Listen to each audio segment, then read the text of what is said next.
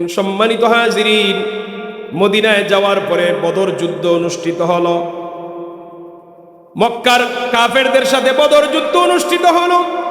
মুসলমানদেরকে আল্লাহ তাআলা বিজয় দান করলেন। ওই বদর জিহাদের মধ্যে, যুদ্ধের মধ্যে নবীজির চাচা আমির হামজা রাদিয়াল্লাহু তাআলা আনহু আবু লাহাবের স্ত্রী হিন্দা বিনতে উতবার বাইরে হত্যা করেছেন, তার বাবারে হত্যা করেছেন।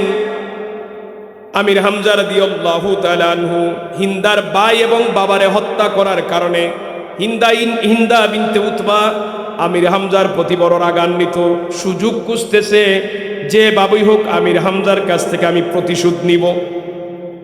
নবীজির চাচা আমির হামজার হাতে হিন্দা বিনতে উতবার বাবাও নিহত হইছে, মারা গেছে, ভাইও মারা গেছে। আবু লাহাবের স্ত্রীর কথা বলছি। আবু লাহাবের স্ত্রীর নাম ছিল হিন্দা বিনতে উতবা, মানে উতবার মা। তখন সে কি করছে, হিন্দার কিতদাস ছিল ওয়াহশী, একজন গুলাম। তিনি ছিলেন বর্ষা নিক্ষেপকারীর একজন প্রশিক্ষণপ্রাপ্ত সৈন্য। বর্ষা খুব মানে জুড়ে মারতে পারতেন। আর আমির হামজা ছিলেন ধনুক তীর মারতে পারতেন এবং দুই হাতে তরবারি চালাইতে পারতেন। সুবহানাল্লাহ, ওর পাশে আসেন। দুই হাতে তরবারি ব্যবহার করতেন আমির হামজা, আর তীর নিক্ষেপ করতে পারতেন। খুব সাহসী মানুষ। আর ওয়াহশী ছিল বর্ষা নিক্ষেপকারী, দূর থেকে বর্ষা দিয়ে সে টার্গেট ফিল আপ করতো, এমন মানুষ। হিন্দা বিনতে উতবা চুক্তি করছে যে তুমি যদি আমির হামজারে মারতে পারো তাহলে তোমার একেবারে আজাদ করে দিব। ওয়াহশীর কথা হলো, আমার যেভাবেই হোক আমার আজাদ হওয়া দরকার, আমি আর গুলামি জীবন চাই না। সুযোগ খুঁজতেছে। পরবর্তীতে শুরু হলো উহুদের যুদ্ধ। উহুদের যুদ্ধে আমরা জানি যে মুসলমানরা পরাজয় বরণ করেছিলেন, কিন্তু ওই উহুদের যুদ্ধে এক নবীজির চাচা আমির হামজা রাদিয়াল্লাহু তাআলা আনহুর হাতে 31 জন কাফের নিহত হয়েছে। আপনাদের আওয়াজটা বুঝতেছি না ভাই, জবান খুলে বলেন না সুবহানাল্লাহ। 31 জন কাফেররা একাই তিনি দুই হাত দিয়ে তরবারি দিয়ে দুনিয়া থেকে বিদায় করে জাহান্নামে পাঠিয়ে দিয়েছেন। আমির হামজা রাদিয়াল্লাহু তাআলা আনহু গুরার উপর সওয়ার হয়ে তরবারি হাতে নিয়ে একজন কাফেরকে দাওয়া করতেছেন। কাফেরদের একজন লিডারকে দাওয়া করার জন্য এগিয়ে গেলেন। ওয়াহশী জানে আমির হামজার সামনে গেলে আমি দাঁড়াতে পারবো না, সরাসরি আমির হামজারে আঘাত করতে পারবো না, মারতে পারবো না, তাই সুযোগ খুঁজতেছে। যাওয়ার রাস্তায় পথের মধ্যে লুকিয়ে সে বর্ষা নিক্ষেপ করলো। সে নিজে বর্ণনা করে, আমি যখন আমির হামজার শরীরে বর্ষাটা নিক্ষেপ করেছি, আমির হামজার নাভি দিয়ে বর্ষা ঢুকে পিছন দিকে বের হয়ে গেছে। আমির হামজা লুটিয়ে পড়লেন, শাহাদাতের পেয়ালা পান করলেন, দুনিয়ার সফর শেষ করে ফেলছেন। একজন মানুষ মারা যাওয়ার পরে তার লাশের উপর আর অত্যাচার দুনিয়ার কোনো মানুষ করে না। কিন্তু আবু লাহাবের স্ত্রী হিন্দা বিনতে উতবা এত জঘন্য মহিলা ছিল, সে নিজে রাসূলুল্লাহর চাচা আমির হামজা রাদিয়াল্লাহু তাআলা আনহুর লাশের নিকটে গেল। দুইটা কান সে আলাদা করে দিল, নাকটা কেটে আলাদা করে দিল, পেটটা চিরে ভিতর থেকে কলিজা বের করে কলিজা চাবাইতে লাগলো। নাউযুবিল্লাহ। দুইটা কান কেটে দিল, নাক কেটে দিল, পেট চিরে কলিজা বের করে কাঁচা কলিজা চাবায়, কলিজা চিবিয়ে ফেলে দেয়। এই বিবর্ত এই লাশটা রাহমাতাল লিল আলামিন নবীজির সামনে যখন নেওয়া হয়, আপনার আমার নবীজি দুটা চোখ দিয়ে পানি ছেড়ে দেন। আজকের ময়দানে সবচেয়ে বেশি ক্ষতিগ্রস্ত হলেন আমার চাচা দুনিয়ার দিকে। উনাকে এত কষ্ট দেওয়া হলো, নির্যাতন করা হলো। রাহমাতাল লিল আলামিন নবীজি জানাজার নামাজের ইমামতি করলেন। সম্মানিত হাজিরিন, আরেকজনের লাশ আসলো, উনারও জানাজা পড়া হয়, কিন্তু আমির হামজা রাদিয়াল্লাহু তাআলা লাশ সরানো হয় না, উনার লাশটা সামনে থাকে। জানাজা চলছে, এইভাবে আরেকজন মুসলমানের লাশ আসে, জানাজা চলে। উহুদের যুদ্ধে মুসলমানরা শাহাদাত বরণ করেছেন মোট 70 জন সাহাবী। 70 জনের 70 বার জানাজা হয়েছে। আর নবীজির চাচা আমির হামজা রাদিয়াল্লাহু তাআলা আনহুর জানাজা 70 বার পড়া হয়েছে। এই জন্য ওনাকে বলা হয় সাইয়্যিদুশ শুহাদা। মতান্তর আছে যে 70 বার, কম বেশি 72 বার বা অনেকবার পড়া হয়েছে, এটা সহি কথা। অনেক বর্ণনা আছে 70 বার। সাইয়্যিদুশ শুহাদা, উহুদের ময়দানের প্রান্তরে এখনো আমির হামজা রাদিয়াল্লাহু তাআলা আনহুর কবর শরীফ আছে, মানুষ গেলে দাঁড়িয়ে দাঁড়িয়ে চোখের পানি ফেলে এবং জিয়ারত করে। সেই ১৫০০ বছরের আগের স্মৃতির কথা মানুষের হৃদয়ে আনে, চোখের পানি ছেলে মানুষ জিয়ারত করে আর কাঁদে। সম্মানিত হাজিরিন, এই যে নবীজির চাচা এত ত্যাগ, এই যে শরীরের এত ইন্তেকালের পরেও শাহাদত বরণ করার পর ওনার শরীরকে এত কত বিক্ষত করা হলো, তার একমাত্র কারণ ছিল নবীজির ধর্ম, নবীজির রিসালাতের দাওয়াত গ্রহণ করার জন্য। কথা বলেন ঠিক কিনা? এইভাবে নবীজির সাহাবায়ে কেরাম দ্বীনের জন্য জীবনকে কুরবান করে দিয়েছে। পরবর্তীতে ওয়াহশী নিজে বুঝতে পারছেন আমি তো ভুল করছি, আল্লাহ রসুলের কাছে এসে বলেন, ইয়া রাসূলুল্লাহ, আমি মুসলমান হতে চাই, আমার কি মাফের সুযোগ আছে কিনা? আমার নবী চোখের পানি ছেড়ে কাঁদতেন, বলেন হ্যাঁ। ওয়াহশীকে কালেমা পরে মুসলমান বানিয়ে দিয়ে বলেন, ওয়াহশী তুমি আমার সামনে বেশি আসিও না, তোমারে দেখলেই আমার চাচার কথা স্মরণ হয়, আর আমার চাচার কথা স্মরণ হলে আমার বুকটা ফেটে যায়। আমার চাচা সারাটা জীবন ভর তিনি আমার পাশে ছিলেন, আমাকে ছায়ার মতো আগলে রেখেছেন, তোমাকে দেখলেই চাচার কথা মনে হয়, তুমি আমার সামনে বেশি আসিও না। সম্মানিত হাজির, ওয়াহশী মুসলমান হওয়ার পরে তিনি নিয়ত করলেন যে আমি বর্ষা দিয়ে ইসলামের মহান একজন পুরুষ আমির হামজারে দুনিয়া থেকে বিদায় করে দিয়েছি ভুলের কারণে, সেই একই বর্ষা দিয়ে ইসলামের সবচেয়ে বড় দুশমনকে না মারা পর্যন্ত আমি ক্ষান্ত হব না। সুবহানাল্লাহ। তিনি সুযোগ খুঁজতেছেন, বড় শত্রু কোথায় পাবো, তারে আমি হত্যা করব। আল্লাহ নবী দুনিয়া থেকে চলে যাওয়ার পরে আমিরুল মুমিনিন হযরতে আবু বকর সিদ্দিক রাদিয়াল্লাহু তাআলা আনহুর খেলাফতের সময় একজন মিথ্যা নবুয়তের দাবি করল মুসাইলামাতুল কাজ্জাব, সে নিজের নবী দাবি করছে। তিনি বললেন ওই সুযোগ যায় ইসলামের বড় শত্রুর হত্যা করার, যেই বর্ষা দিয়ে উনি আমির হামজা রাদিয়াল্লাহু তাআলা আনহুরে দুনিয়া থেকে বিদায় করে দিয়েছিলেন, একই বর্ষা দিয়ে ইসলামের সবচেয়ে বড় শত্রু মুসাইলামাকে হত্যা করে উনি প্রতিশোধ নিলেন। বলেন সুবহানাল্লাহ, আরো জোরে বলেন সুবহানাল্লাহ। যেই হিন্দা বিনতে উতবা রাসূলুল্লাহর চাচার সাথে এমন দুর্ব্যবহার করেছে, সেই হিন্দাও এসে আমার নবীর সামনে এসে বলে, ইয়া রাসূলুল্লাহ, আমি ভুল করেছি, আমার মা ভাসে কিনা, আমি মুসলমান হতে চাই। সেও পরবর্তীতে কালেমা পড়ে মুসলমান হয়েছে।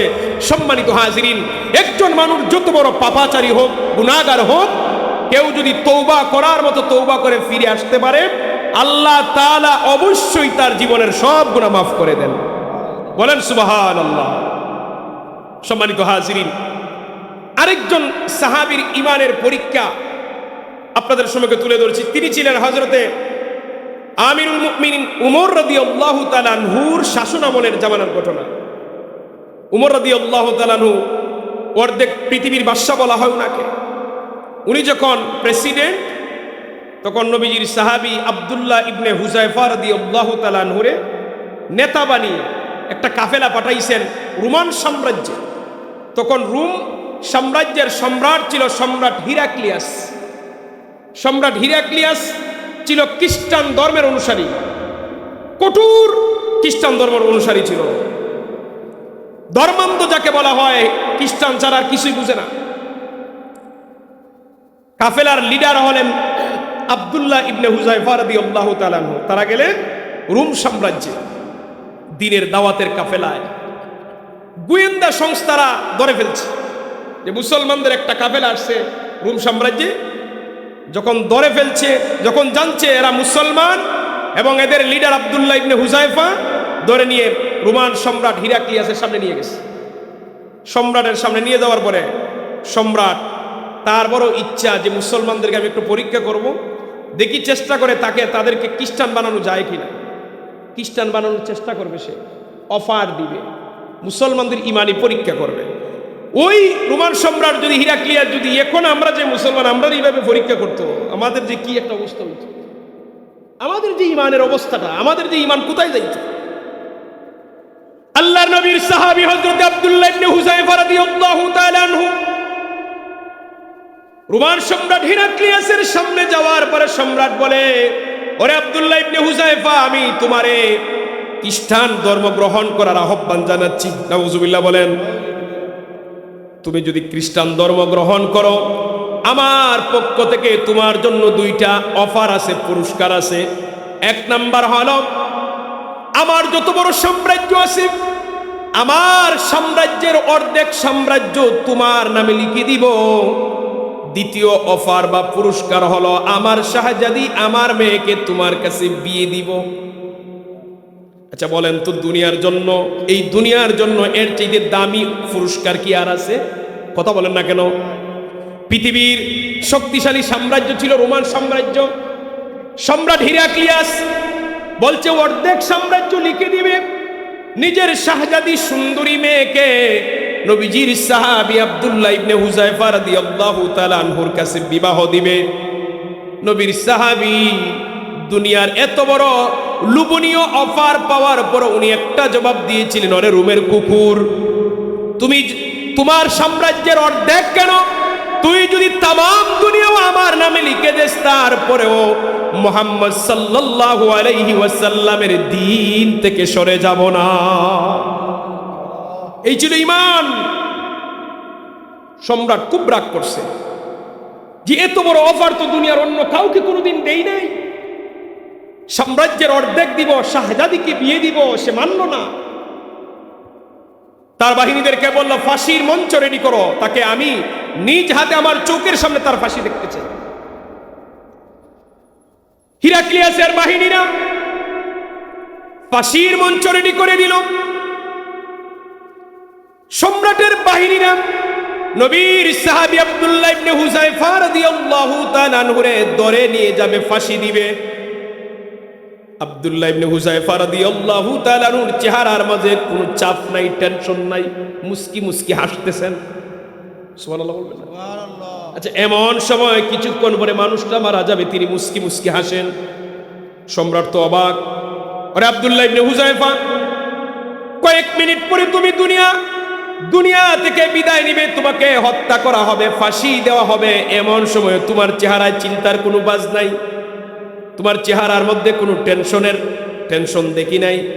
এই মুহূর্তে তুমি কেন মুস্কি মুস্কি হাসো, তার কারণটা আমারে বলো। নবীর সাহাবী আব্দুল্লাহ ইবনে হুযায়ফা রাদিয়াল্লাহু তাআলা আনহু বললেন, রোমের সম্রাট হিরাক্লিয়াস, শোনো, তুমি তো আমাকে ফাঁসি দিবে, তুমি ফাঁসি দেওয়ার পরে শুধুমাত্র আমার বডিটারে অচল করতে পারবে, এর বেশি কিচ্ছু না। তুমি ফাঁসি দেওয়ার পরে আমার বডিকে তুমি অচল করে দিবে, আমার বডি নাড়াচাড়া করতে পারবে না, কিন্তু তুমি জানো না, তুমি আমার রুহুকে ধরতে পারবে না। তুমি ফাঁসি দেওয়ার পরে আমার রুহুটা চলে যাবে আল্লাহ তাআলার দরবারে। আমি এই জন্য হাসি, তুমি যত তাড়াতাড়ি ফাঁসি দিবে তত তাড়াতাড়ি আমার রুহু আমার আল্লাহর কাছে যাবে, আর আল্লাহর কাছে যত তাড়াতাড়ি রুহু যাবে আমার রুহুটা তত তাড়াতাড়ি আল্লাহর জান্নাতে চলে যাবে। সম্রাট তো অবাক, কি বলে এইসব কি বলে সে? কয় ফাঁসির মঞ্চ বন্ধ করো। বন্ধ করে বলছে খড়াই আনো, খড়াই, তেলের কড়াই, বিশাল বড় কড়াই, কয় আগুন দাও, তেলকে উত্তপ্ত করো। আগুন দিয়ে তেলকে উত্তপ্ত করা হলো, ফুটন্ত পানির মতো তেল ফুটতেছে। রোমান সম্রাট মুসলমানের একজন মুসলমানকে, এই কাফেলা থেকে একজন মুসলমানকে ধরে নিয়ে সম্রাটের বাহিনীর তেলের মধ্যে ফেলে দিছে। মুহূর্তের মধ্যে সমস্ত শরীর থেকে গোশত আলাদা হয়ে গেছে। ওই মুসলমান শাহাদতের পেয়ালা পান করে জান্নাতে চলে গেলেন। সম্রাট হিরাক্লিয়াস বলে, আব্দুল্লাহ ইবনে হুযায়ফা, তোমার চোখের সামনে তোমার একজন দিনী ভাই মুসলমান রে যেইভাবে তেলের মধ্যে ফেলে হত্যা করেছি, অনুরূপ তোমাকেও হত্যা করব।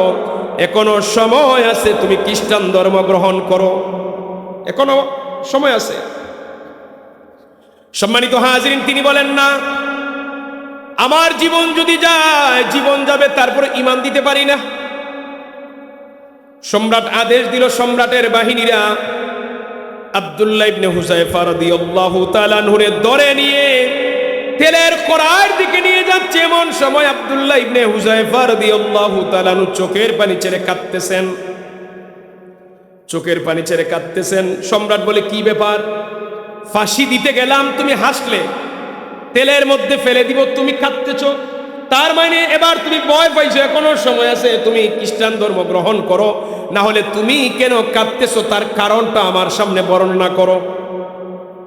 আল্লাহর নবীর সাহাবী হযরতে আব্দুল্লাহ ইবনে হুযায়ফা রাদিয়াল্লাহু তাআলা আনহু দৃঢ় কণ্ঠে জবাব দিলেন, ওরে রোমের সম্রাট হিরাক্লিয়াস, আজকে আমার মাত্র একটা জীবন আছে, তুমি যদি তেলের মধ্যে ফেলে আমারে হত্যা করো তাহলে তো আমার একটা জীবন আমি আল্লাহর নামে দিয়ে শাহাদত বরণ করব। আমি এই জন্য কাঁদি, আল্লাহ তাআলা যদি এইভাবে আমারে 100 বার সুযোগ দিতেন আমি 100 বার শাহাদতের পেয়ালা পান করতাম। সম্রাট তো অবাক, কি বলে এইসব, কই চলে তেলের কড়াই বাদ দাও। এবার নতুন আরো এর থেকে কঠিন পদ্ধতি আবিষ্কার করতেছে যে রাসূলুল্লাহর সাহাবীকে যেন ইমাম থেকে সরাইতে পারে। এবার কি করছে, বলে একটা ঘরের মধ্যে বন্দি করে তারা রাখো, আর একজন সুন্দরী রূপসী চরিত্রহীন একটা মহিলা দিয়ে দাও। পুরুষ যত বড় শক্তিশালী হোক, মহিলার প্রতি দুর্বল, মহিলার প্রতি আকৃষ্ট হবে, এক সময় সে বাধ্য হবে মহিলার সাথে খারাপ কাজ করতে। ঘরের ভিতরে বন্দি করে রাখো, আর সুন্দরী রূপসী একজন গায়িকা নষ্টা চরিত্রহীনা মহিলারে তার ঘরে দিয়ে বন্দি করে দাও। পুরুষেরা মহিলার প্রতি আকর্ষণ, এক সময় বাধ্য হয়ে সে জিনা করবে, জিনা করলে তার ঈমানটা দুর্বল হয়ে যাবে, তারপরে তাকে ইসলাম থেকে সরানো সম্ভব হবে। সম্মানিত হাজিরিন, আল্লাহ নবীর সাহাবী হযরত আব্দুল্লাহ ইবনে হুযায়ফা রাদিয়াল্লাহু তাআলা আনহু ঘরের ভিতরে বন্দি করে রেখে দিল। ওই ঘরের মধ্যে চরিত্রহীনা নষ্টা একজন মহিলারে দিয়ে দরজা লাগিয়ে দিল। অনেক সময় পরে ওই ঘর থেকে মহিলা বের হয়ে সম্রাটের সামনে গিয়ে হাজির হলো। মহিলা চরিত্রহীনা সুন্দরী মহিলা সম্রাটের সামনে একটা বাক্য উচ্চারণ করলো। কি বলেছিল? আরসালতানি ইলা বাশারিন আও হাজার। ওরে সম্রাট, তুমি কি আমাকে কোনো মানুষের কাছে পাঠিয়েছো নাকি কোনো পাথরের কাছে পাঠিয়েছো? যে তুমি কি আমাকে প্রেরণ করেছো ইলা বাশারিন আও হাজার, মানুষের কাছে না পাথরের কাছে? আমি যতবার চেষ্টা করলাম তারে আমার প্রতি আকৃষ্ট করার জন্য, আমার প্রতি তাকে আকৃষ্ট করার জন্য, খারাপ কাজ করার জন্য, তাকে আনন্দ দেওয়ার জন্য, ততবারই আমি তার জবান থেকে আমি নিজ কানে বারবার শুনতেছি, মা সামি'তু মিনহু কাওলা লা ইলাহা ইল্লাল্লাহ। সুবহানাল্লাহ। আমি ততবারই তার জবান থেকে একটা বাক্যই শুনি, লা ইলাহা ইল্লাল্লাহ, এছাড়া আর কোনো বাক্য নাই। আমার দিকে তার কোনো মনোযোগই নাই। আমি 1000 বার চেষ্টা করেও ব্যর্থ হয়ে গেলাম। ইমানদারকে, আল্লাহর নবীর সাহাবীকে রোমান সম্রাট নারী দিয়েও পারল না ইমাম থেকে সরাইতে। এবার সম্রাট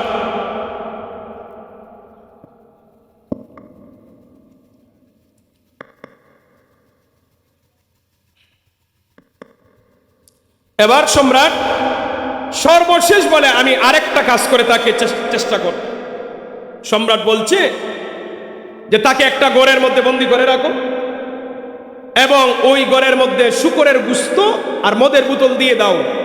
ক্ষুধার যন্ত্রণায় যখন ছটফট করবে, খাবারের অভাবে মারা যাবে, তখন বাধ্য হয়ে শূকরের গোশত খাবে, মদ খাবে। দুইটাই হারাম। এই দুইটা খাইলে পরে তার ঈমান এমনি দুর্বল হয়ে যাবে। নাউজুবিল্লাহ বলেন। কতগুলি পরীক্ষা চলতেছে ধারাবাহিকভাবে, চিন্তা করেন। আল্লাহর নবীর সাহাবী হযরত আব্দুল্লাহ ইবনে হুযায়ফা রাদিয়াল্লাহু তাআলা আনহুকে ঘরের ভিতরে শূকরের গোশত এবং মদের বোতল দিয়ে সম্রাটের বাহিনীরা দরজা লাগিয়ে দিল। এভাবে একাধারে 3 দিন চলে গেল। বলে দরজা খুলে দেখো তার অবস্থা কি। সম্রাট মনে করেছে মুসলমান দুর্বল হয়ে বাধ্য হয়ে শূকরের গোশত খাবে, মদ পান করবে। 3 দিন পরে দরজা খোলা হলো। দরজা খুলে দেখে সম্রাটের বাহিনীরা গোশতের জায়গায় গোশত পড়ে আছে, মদের জায়গায় মদ পড়ে আছে। আর মুসলমান সাহাবী আব্দুল্লাহ ইবনে হুযায়ফা রাদিয়াল্লাহু তাআলা আনহুর বডিটা কঙ্কালের মতো শুকিয়ে গেছে, তারপরও হারাম খাবার গ্রহণ করেন নাই। ঈমান কাকে বলে? রোমান সম্রাট বলে, রে আব্দুল্লাহ ইবনে হুযায়ফা, তুমি আমারে বলো এমন কোন জিনিস তোমার এই খাবার থেকে নিজেরে বিরত রাখছে? কি তোমার ভিতরে এমন জিনিস আছে, কোন জিনিস তোমারে এই খাবার থেকে তোমারে বিরত রাখে? মানুষ ক্ষুধার যন্ত্রণায় ছটফট করে, তখন মানুষ বাধ্য হয়ে অবৈধ জিনিস গ্রহণ করে। তুমি কেন খাইলে না? নবীর সাহাবী আব্দুল্লাহ ইবনে হুযায়ফা রাদিয়াল্লাহু তাআলা নদীর কণ্ঠে বলেন, ওরে রোমান সম্রাট হিরাক্লিয়াস শোনো, আমি যদি এই শুকরের গোশত খাইতাম, মদ পান করতাম, তাহলে আমার আল্লাহ বেজার হয়ে যাইতেন, তুমি সম্রাট খুশি হইতে। আমি চাই না তুমি খুশি হও আর আমার আল্লাহ আমার উপর বেজার হয়ে যান, নারাজ হয়ে যান। আমি আল্লাহ রব্বুল আলামিনকে খুশি করার জন্য তোমার মতো নাফরমান বাদশারে 1000 বার বেজার করতে আমি রাজি। আমার ইমান এই শুকরের গোশত খাওয়া থেকে, মদ পান করা থেকে বিরত রাখছে। আর আমি যেই এই ধৈর্য ধরেছি, হয়তো আমার কষ্ট হয়েছে, শরীর শুকিয়ে গেছে, আমার রব আমার প্রতি খুশি, তুমি আমার প্রতি বেজার। আমি চাই তুমি আমার প্রতি বেজার থাকবে, রব যেন আমার প্রতি খুশি থাকেন। সুবহানাল্লাহ। সম্রাট হিরাক্লিয়াস বুঝে গেছে এই আব্দুল্লাহ ইবনে হুযায়ফারে আর কোনো পদ্ধতি নাই যে ঈমান থেকে সরানো। তাই সে সর্বশেষ একটা অফার দিছে, তুমি যদি আমার কপালে একটা চুমা দিতে পারো, আমি তোমারে মুক্ত করে দিব। তুমি আমার কপালে চুমা দিবে, আমি তোমাকে ছেড়ে দিব। আল্লাহর নবীর সাহাবী হযরত আব্দুল্লাহ ইবনে হুযায়ফা রাদিয়াল্লাহু তাআলা আনহু বলেন, তাহলে আমারও একটা শর্ত আছে। শুধু আমি না, আমার সাথে যত মুসলমান আছে, আমাদের কাফেলায় যত মুসলমান আমার সাথে আছে, সবাইকে যদি মুক্ত করে দাও, তাহলে আমি তোমার কপালে চুমা দিতে রাজি।